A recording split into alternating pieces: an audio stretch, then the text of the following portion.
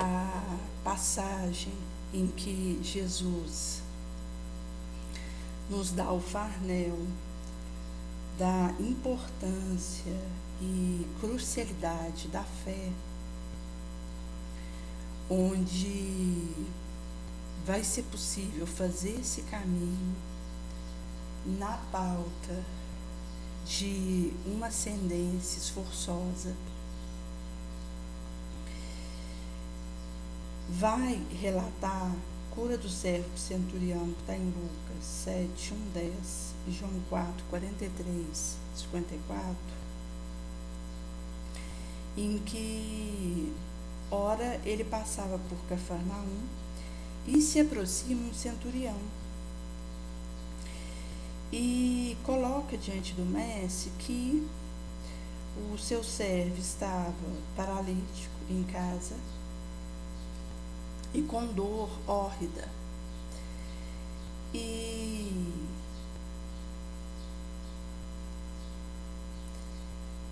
diz-lhe o mestre que se poria caminho até essa saleta para que a cura acontecesse esse servo, e já aclarara diante desse centurião que curaria o seu servo ao estar com ele. Mas retroage o centurião que ele não tinha dignidade para que Jesus adentrasse sobre o seu teto, mas suplica que Jesus se expresse por uma palavra e que o servo dele, ao mesmo tempo, ficaria curado. Pois também eu sou alguém que tenho outro sob minha autoridade, soldados que atendem ao meu chamamento e ordenação. Digo a um vai, ele vai. Diga a um outro acolá, vem, e ele vem. E coloco para um subordinado, faz isso, ele vai lá, e conforme houver dito, faz.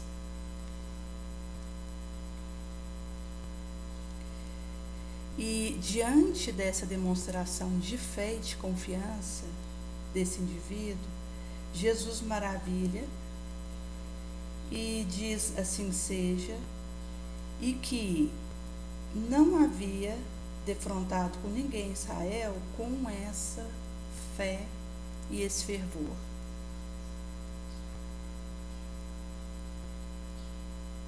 E completa que muitos viriam do Ocidente, do Oriente, e se reclinariam à mesa para o banquete com Isaac, Abraão, Jacó, no reino da luz. E que os filhos desse mesmo reino seriam expelidos para um local sombrio, uma treva alienígena. Ali haveria o pranto, o lamor, o ranger de dente. E se volta, olha para esse suprastado centurião e diz: pode ir, porque como você foi capaz de crer, vai ser feito. E ele, nessa confiança, nessa fé no Mestre dos Mestres, vai até o local onde estava o servo, que demandava algumas léguas dali, e gastaria um tempo até que ele chegasse, mas sabedor de que a cura havia acontecido, mesmo sem ter visto o servo curado na sua frente, e faz aquele caminho em paz, e com a esperança, a confiança de quem havia conseguido a recuperação e o lenimento da dor desse criado. E quando ele chega em casa, procura saber o momento que o servo havia melhorado, no queima-roupa que se defronta com esse subordinado ali diante dele restabelecido, e averigua que foi no mesmo instante que Jesus houvera exarado. Seja feito conforme você creu. E vai mostrar que existe uma atitude mental que vai abrir uma portinhola e que me capacita e viabiliza para um dado trabalho. E quando nós falamos em trabalho na seara do Cristo, urge considerar que eu preciso apresentar uma atitude mental que me torne capaz de realizar aquilo que abraço. Se ao adentrar essa proposta, arregaçar minha manga e fazer aquele buscamento, eu tenho o meu pensamento no lodo da lamúria, do pessimismo, da energia negativa, vai acontecer que vai ser degenerado a minha disposição para aquilo. E o trabalho que deveria ser realizado será impactado. E nós, enquanto nesse orbe, em serviço para a propalação da Boa Nova, precisamos ter em mente que não há alguém aqui no bom trabalho insubstituível. Se eu não apresento uma altura moral de esforço para ter o coração agradecido, para fugir da vibração de murmurar, reclamar, evitar isso, ir para um outro caminho de gratidão, de procura de melhorar naquilo que faço, vai acontecer que o benfeitor vai perdendo conexão comigo e pode chegar um momento em que eu tenha que ser afastada daquilo, por inaptidão vibracional.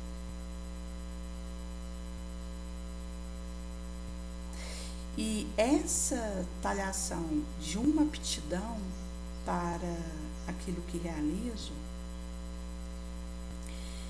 vai dizer de algo que vai portar dentro da minha alma, mas que é visto pelo benfeitor.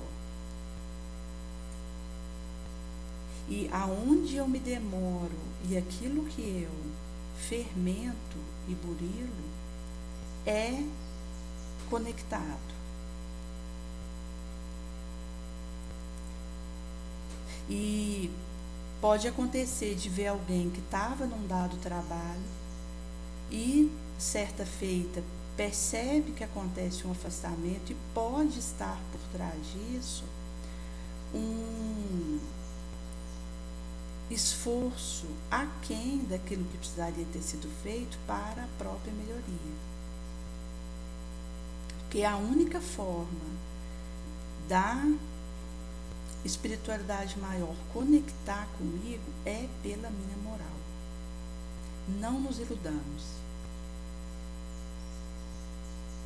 É onde eu vibro, é a busca de levar a desobsessão, é a humildade, que vai permitir que um caminho real de serviço nobre aconteça e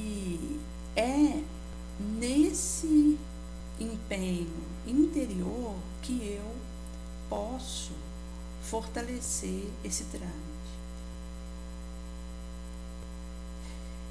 Houve uma pesquisa feita na França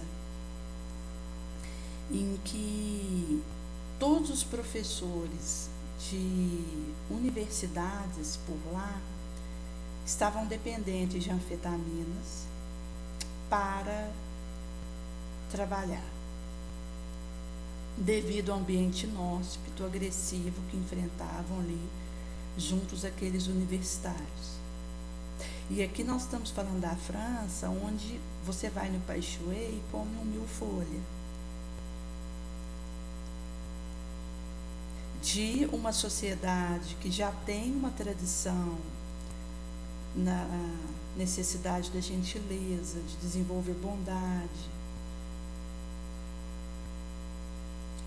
e que tem essa situação avassaladora que pega aí grande parte da população, onde os professores ali daquelas cátedras precisam e dependem de uma anfetamina para encarar o que acontece entre quatro paredes naquela sala de aula. E vai dizer de uma situação que é nossa. Quando eu deixo o meu coração ser tomado por sentimentos menos válidos, em que adentra ciúme, esmagamento, inveja, onde eu acabo tendo atitudes que obsedam o outro ao invés de libertá-lo, de ajudá-lo a se fortalecer para o que ele precisa viver com valor, com maestria moral, e que são sentimentos que não ficam comigo. Isso é levado pelo vento e diz de mim, porque crava na minha aura. E se eu estou em meio a um dado trabalho e me demoro nessas vibrações, isso só vai servir para testar a minha inaptidão, a minha incapacidade de realizar aquilo, com desinteresse, com despretensão. E que, caso eu não desperte a tempo, leva fatalmente a uma substituição por alguém que esteja mais preparado moralmente. Porque o conhecimento pelo conhecimento, o estudo pelo estudo, é fácil. O difícil é o meu burilamento moral, é o talhamento que eu faço, janela adentro do meu imo, em que não meço esforço num caminho digno para vencer o meu mau pendor. Na época que Jesus era um recém-nascido e teve aquela avalanche de decepar crianças até 2 anos, que aconteceu ali em Herodes, Maria, com Jesus ainda, de uns 2 meses, precisava sair para ir no mercado comprar mantimento. E nesse período acontecia de uma mãe pôr o recém-nascido dentro de uma cestinhola e existia uma fortificação ali na cidade. Então as pessoas passavam espremidas por ali e o guarda localizava aquela mulher com uma cestinhola na mão e inquiria: o que você traz nessa bagagem? E ela dizia: é milho e trigo. E ele ordenava: joga tudo no chão que eu te ajudo a catar. E ela, ao virar, acabava que o recém-nascido caía no chão e se ela se mantesse firme em não virar aquela cestinhola, o próprio guarda fazia um chacoalhão e aquela cesta voava da mão dela, a criança recém-nascida vinha ao chão e ele, com uma espada, decepava essa criancinha. E quando Maria foi com Jesus na sua cesta para ir pegar mantimento, um guarda, como ali ao vê-la, e ela não teria como passar despercebida, porque disse que era muito bonita, e ao ser abordada pelo guarda, diz que estava ali para ir comprar um mantimento conforme ele sabia, mas quando o guarda houvera colocado diante dela o que estava ali naquele embrulho que ela trazia, ela silenciou. Daí ele pergunta de novo: o que você traz com você? Ela novamente silenciara. E ao perguntar pela terceira vez o que havia ali na cestola, ela começa a chorar e diz que era o seu filho de 2 meses, que ela, temendo que fosse atacado, escondeu na cesta, naquela proteção fiada. E o soldado a interpele com um riso sarcástico e diz: se essa criança fosse seu filho, você não me falaria que o traz com você. Não vou fazer algo contra essa criança, pode passar. E Jesus, ao receber essa atuação de Maria, vai elaborar o formidando: conhecereis a verdade e a verdade vos libertará. Visto que, naquele momento, se ela tivesse usado um caminho obscuro da mentira para um fim nobre, que é proteger a criança, ela já teria se enlameado com uma mentira.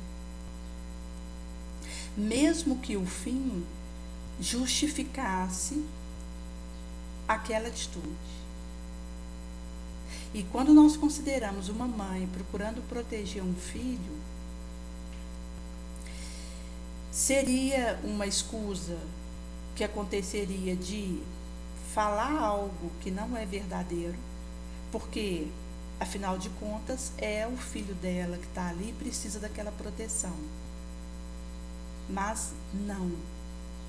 Mesmo ali, ela precisando proteger a criancinha Jesus, se tivesse usado da mentira, ela se mancharia com ela. E Jesus só foi ali naquele momento poupado porque Maria permaneceu na vibração da verdade que nos liberta. E por isso Jesus já nos dissera e deixara gravado no nosso hino: conhecereis a verdade, e essa verdade mesma vos libertará.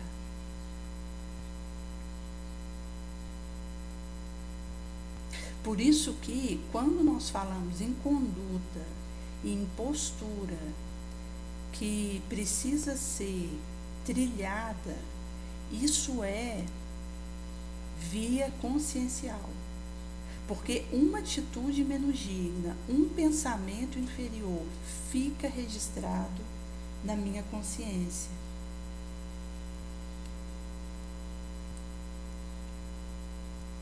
Que não deixa passar um cisco.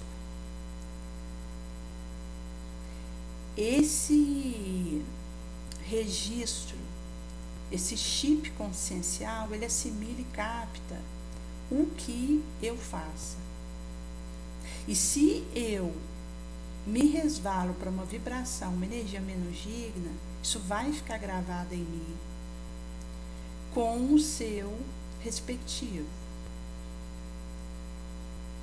E aí, a minha atitude mental, ao invés de burilar, vai degenerar e desvirtuar a proposta sublime, que só acontecerá para que eu tenha que voltar por aquele mesmo caminho de uma forma mais penosa para refazer aquela rota e apresentar uma atuação melhor.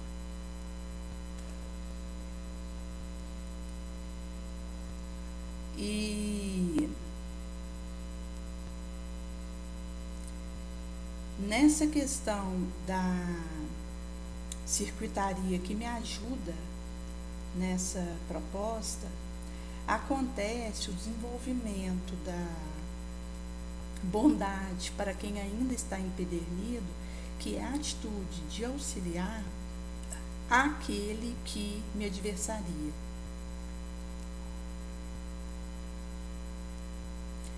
E existe a ternura, que é o auxílio para alguém que goste, a gentileza, que é estender a mão para um desconhecido, e a bondade, que é o nível almejado, é quando eu sou capaz de amparar um inimigo, confesso. E quando é falado a propalação da educação com limite, onde existe uma colocação daquele genitor de que enquanto estiver ali dentro do seu teto, segura o choro, vai acatar a ordem, isso auxilia a desenvolver uma circuitaria de bondade. E este é o motivo porque mimar uma criança é tão prejudicial para a sua circuitaria vida afora. Visto que alguém entre quatro paredes pode passar a mão na cabeça daquela criança e fazer seu desejo excessivamente, mas a vida vai cobrar dela.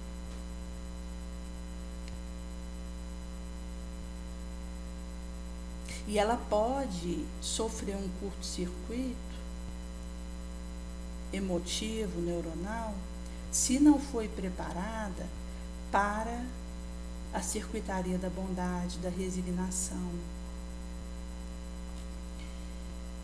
Conforme vai dizer no Evangelho segundo o Espiritismo, no capítulo que fala bem-aventurados os aflitos, Jesus havia soado bem-aventurado aquele que está em infortúnio e aflição, porque vai ser consolado e amparado, devido à compensação e o que chega para aquele que sofre luta, e a resignação que vai abençoar o sofrimento e a dificuldade como prelúdio da cura e da recomposição. Ou seja, quando eu consigo, numa resiliência que é um imíscue da bondade, que me coloca nessa atitude de acolher o que me acontece e de tentar fazer algo pelo outro, isso me dá uma know-how que leva a fortalecer a circuitaria nobre.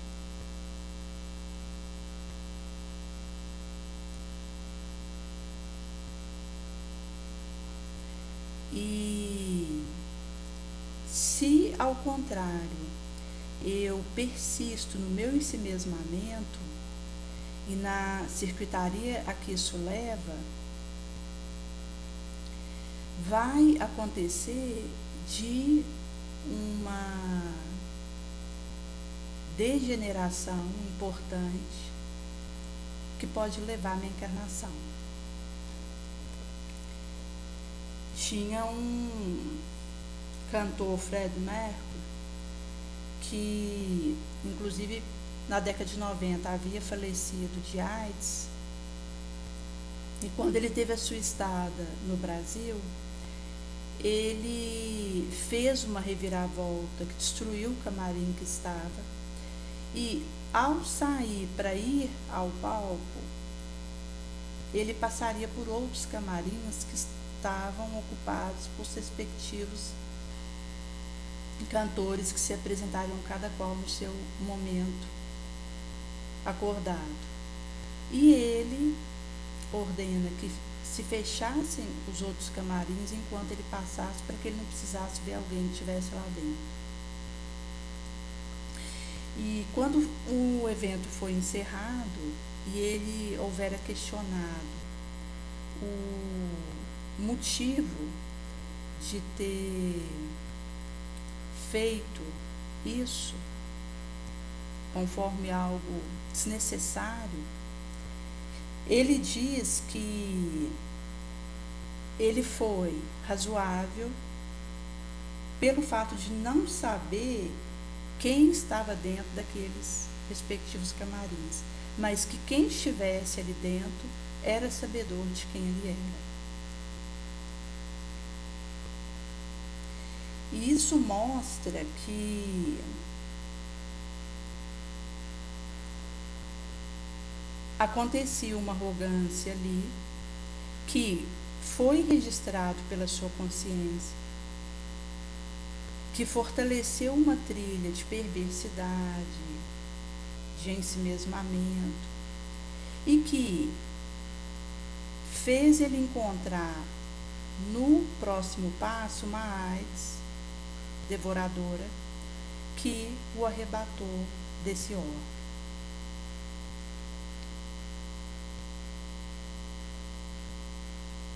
E diz de uma educação, uma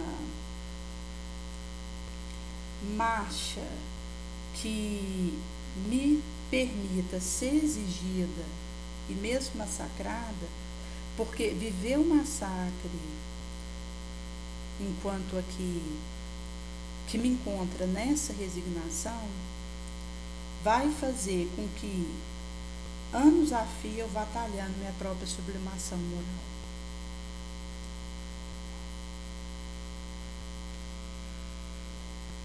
E por esse motivo, para o trabalho com Jesus, eu preciso me esvaziar de qualquer pretensão ou interesse.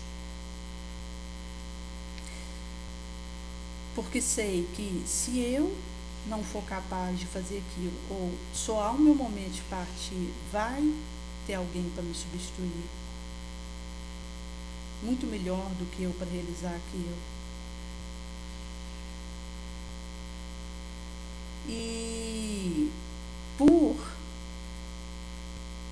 ter a realidade diante de mim de que se eu estiver no meu melhor esforço, no meu melhor possível, Jesus multiplica aquilo e faz chegar o auxílio a quem precisa. Porque a multiplicação do dom acontece pela mão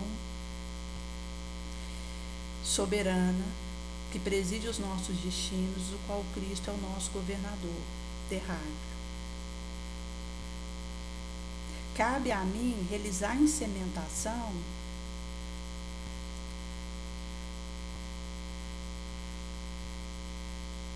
e vai passar por um momento delicado que nós vivemos, em que a maioria das pessoas estão passando por algum tipo de infortúnio, de pavor, com dependência de medicamento, e quando não é medicamento, é alguma substância, como o açúcar, que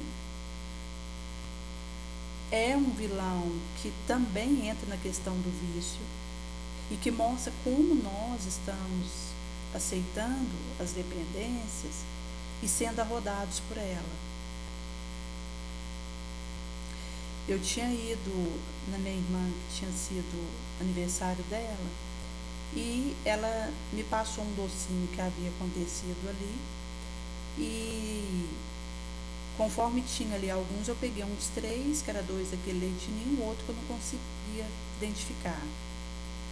Quando eu pus na boca, eu vi que era um docinho de doce de leite, que tinha pedaços de açúcar dentro do doce. E fiquei assim, estupefata com essa situação, visto que na nossa infância, que não se tinha o conhecimento que tem hoje do malefício da dependência que o açúcar causa, os doces eram menos doces. Até porque o açúcar é desnecessário, porque existe o dulçor natural daquilo que é colocado na boca. E quando hoje existe uma comunicação massiva que esclarece o malefício da glicose ingerida por um açúcar refinado, uma bala, um chocolate ao leite, que de cacau não tem nada, e mesmo com essa chuva de esclarecimento, de informação, estão fazendo docinhos para aniversário mais doce do que acontecia antes. Mostra que nós estamos num momento em que o desequilíbrio, ele assola e urge que eu compreenda que estou no planeta Terra nesse momento para, estando bem, auxiliar.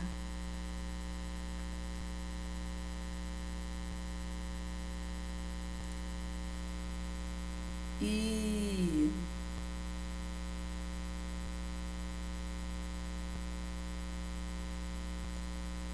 vai acontecer de nós precisarmos também fazer um movimento de autopasse, onde nós podemos elaborar afirmações de autolavamento, de autopurificação, de autolimpeza, para que esse pensamento, essa energia vá nos desintoxicando e nos ajudando a lidar.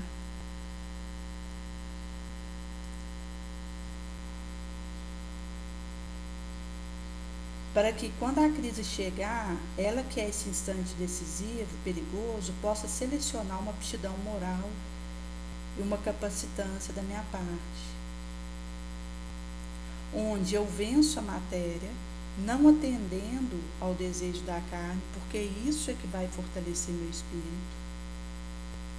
Em caso contrário, eu entro numa reação em cascata que advém do desgoverno de um cavalo, numa similitude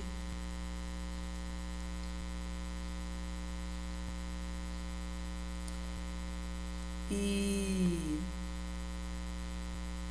isso vai nos capacitando a, pelo testemunho, escrever algo sublime na memória do outro, onde uma hashtag é fermentada por Jesus para levar aquilo que o outro precisa receber.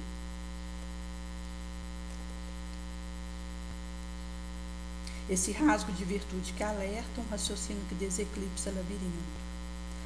Uma força moral que combate sombra moral, que é um talho da memória, em que uso minha paixão para levantar uma vontade bondosa que maneja o que dispõe. Por isso que, quando é colocado o automanejo, isso vai dizer da capacidade que a paz tem de me levar a dar conta, de me controlar, de me conduzir. E para fecharmos desse cacau, vou elencar alguns efeitos do excesso de uma das substâncias no qual a sociedade, enquanto nós estamos viciados, que é o açúcar. Câncer, pressão alta, enfermidade cardiovascular, obesidade, gordura no fígado, desbiose, candidíase, insuficiência renal, inflamação, cárie, Alzheimer, diabetes, ansiedade, depressão.